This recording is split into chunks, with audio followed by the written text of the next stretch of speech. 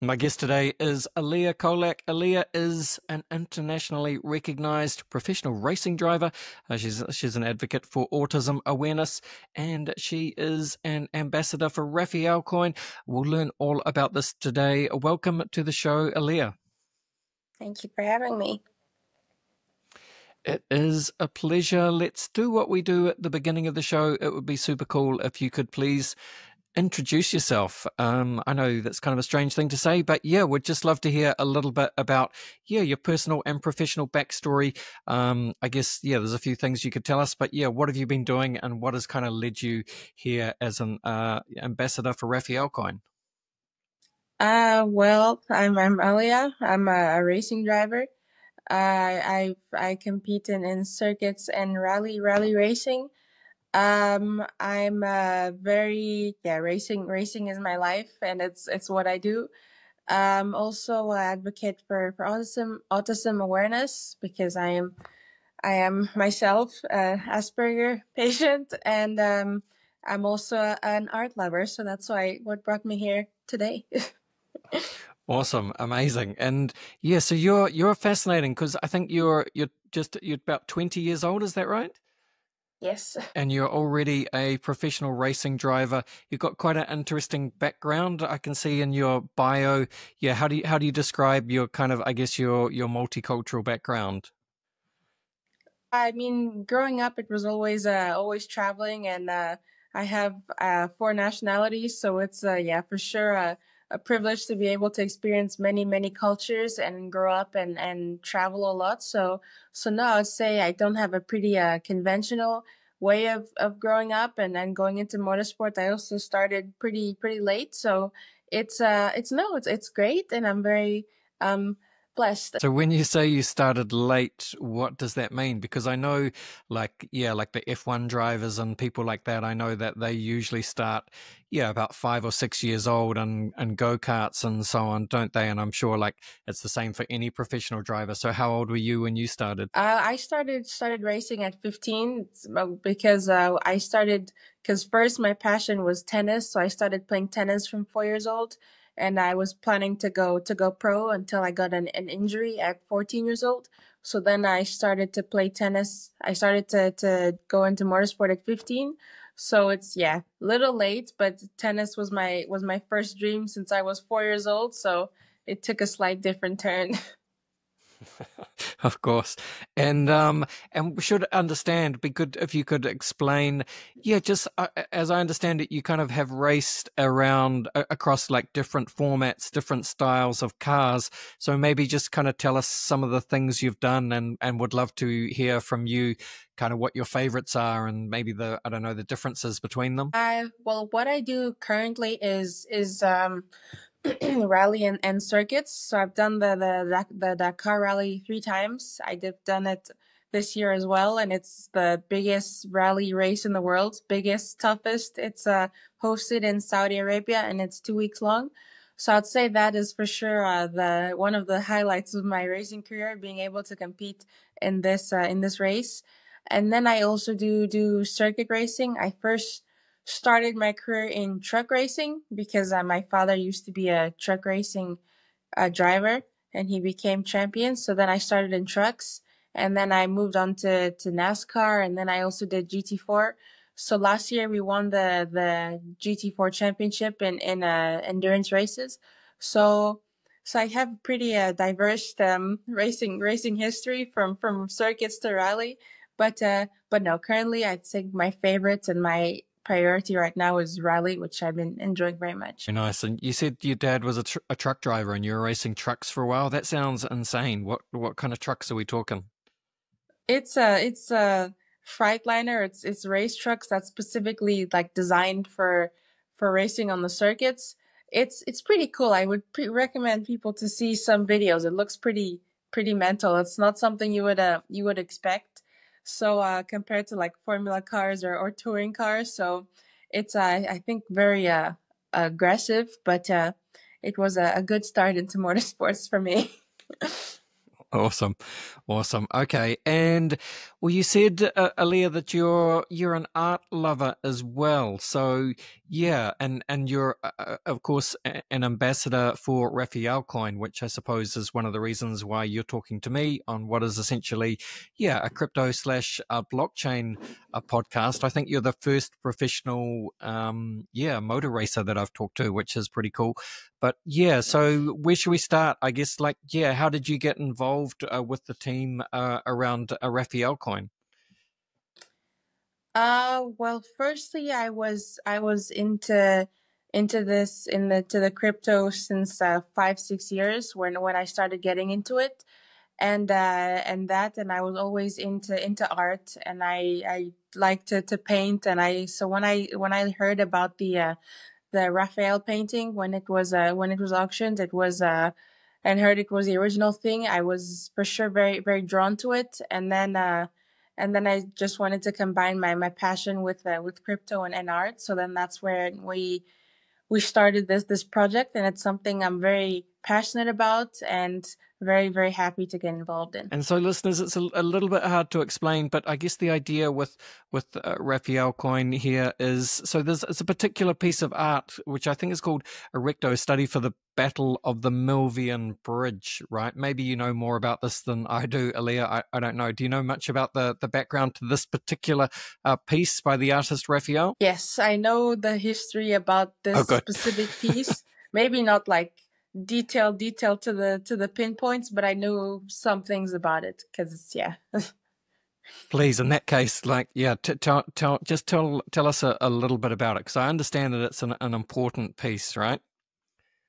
Yes, it was painted by Raphael in around 1500s.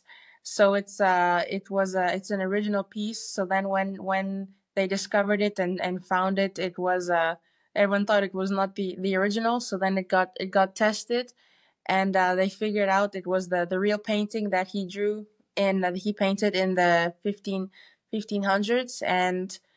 And I think it's very special to be able to have a painting that's this old in its original form, and then now in this century to have something this special is, I think, super super cool. So to have wanted it to share it with the world, and I think it's a very important for history and for the now modern culture to get more back into the history. So I think it's been a very very very cool painting. Yeah, that's right. And look, listeners, if you the link is in the show notes, but if you just go to raphael.art, you can see the artwork in question.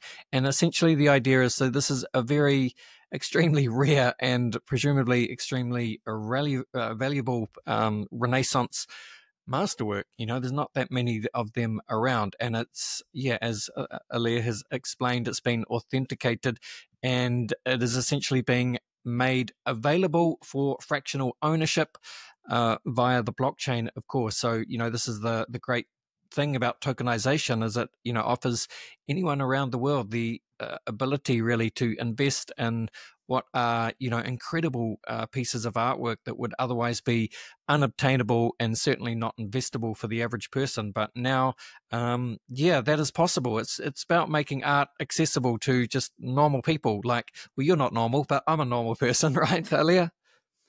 I'm not, don't worry, I'm still normal. And it's also, I guess, for, people, I'm older than you, but it's cool to see, give the younger generation access to, investable art opportunities like this, Aaliyah. Yes, of course. I think in this generation, with my generation, we don't really appreciate the history of art. So I think it's very important for me to share and be able to have people have a piece of art and feel their passion for art. So I think it's been a very good initiative and a good project. So I think it'll be, I hope people enjoy the art and have a piece of it as well. And so we should tell people there's a kind of a few different ways, I guess, that people can get involved with this if they want to. Can you talk to that at all? About how they can get into it? Yeah, so what should people do if they want to have have a look at this artwork and maybe buy a little fraction of it? I guess they can go to the website, right? Yes, they can go to the website. I won't be here saying people if they should buy or sell, but I'm just very, very passionate about art. So I won't be. I'm not the financial advisor, so I'm just the enthusiast for for art. So if people want to have a piece of it, then it's their they can go to the website and check it out. And if it's something they're really interested in, then they can get involved as well. Yeah, very much so. So that website, again, folks, as I say, it is in the show notes, but Raphael.art. And absolutely fascinating to see just a true masterpiece, piece of art from the Renaissance era, essentially available, to invest in. Through the wonderful world of tokenization. And I think you just go to the website and you can create an account. It's called Gleek, the Gleek Bitcoin Exchange or the Mandala Exchange, but links to those are on the Raphael.art website. So fairly straightforward, folks, if you're interested in it. Alia, is it kind of, I'd love to sort of hear what your perspectives are on, I guess the world of blockchain and crypto for your generation at the moment. Do you perceive that the younger generation are open to it, or are people suspicious of it? Is it a bit of both? I would think in this generation, since everything is becoming very digitalized and everything is becoming online, so I think maybe in the beginning people are not as comfortable with it or are suspicious about it. But I think once they get educated and learn more about it, because everything slowly is becoming online. So I think it's a great way, and I think it's for sure has big potential. So no, I think my generation, I think maybe it's gonna become, to get into it, they'll be hesitating, but I think for sure it's gonna become bigger. And I think you said at the start of the show that you've actually been into crypto for, 5 or so years or something like that. So what have been, how did you discover crypto back then, I guess, and what were sort of some of your experiences or lessons learnt along the way? I think when I started, it was some I've been hearing about it, and I heard it from when I've been working with my father. So I've been trying to experiment with it and just to learn more about it, because I know in the future I think it would have been big. So I've been trying to educate myself these past few years and try to exchange. So it's been a big learning process, and I'm only 20, so I'm still learning quite a lot about it, because I think it's a very big very big community, and it's not just something you can learn very quickly. So it's been a process, but I think it's been very very interesting, and I think again in the future gonna become more, people are gonna be in it more. So I think it's been a big learning for me, and to do something also outside of my racing has been really interesting to learn and to study. So it's been,